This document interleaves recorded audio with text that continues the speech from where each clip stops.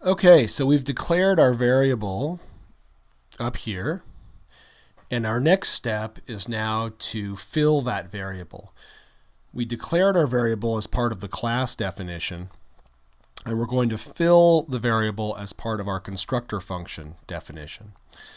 And before I do that, I'm going to go ahead and just do a little house cleaning. I'm going to go ahead and move this comment here up here. And just so I'm basically commenting this is the constructor function. And the constructor function is anything that has the function that has the exact same name as the class, which has the exact same name as the ActionScript file.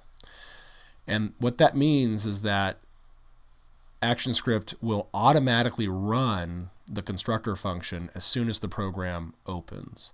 So it doesn't have to be triggered by any type of user input or anything else. It'll just happen. And so this is where we're going to fill the variable that we've declared up here as part of the class definition. So just to clean this up a little bit, I'm going to go here. Here's our trace command, letting us know that the constructor function is run. And I'm going to go ahead right here, and actually, I'm going to put that trace at the end of the constructor function. And I'm going to go here, and I'm going to write the following line that will fill the variable. Lowercase dog equals, and if you remember we talked about that in class, the equal sign in programming means gets or receives. Space new, which is a keyword, it turns blue, space upper camel case dog, and semicolon to conclude the directive. Oh wow, oops, something funny happened here. You notice as I hit return, it went ahead and put dog project in here. That's bad. So I think it was just trying to be helpful. And it might be that that's something to pay attention to in terms of naming convention, that you want to keep that out of there. So anyway, that's good to pick that up on that right away. So that's what I want. Let me see if it still gives me that trouble. No, okay.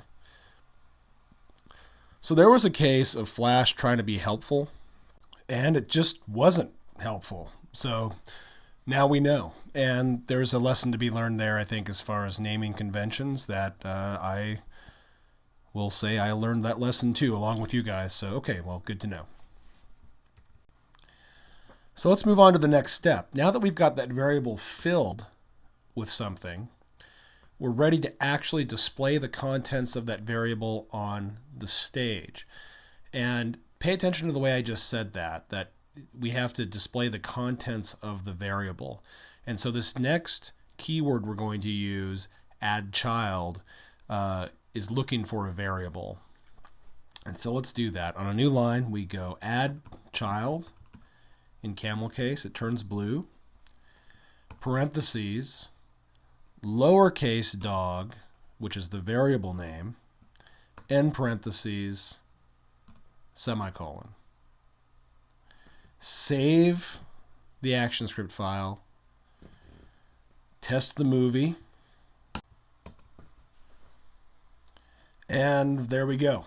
There's our dog. He's sitting up here in this not positioned very well on the stage, but hey, we've got it. We've got this working right. So in the next video, we can start to make adjustments to our code to get our dog to sit in the middle of the stage.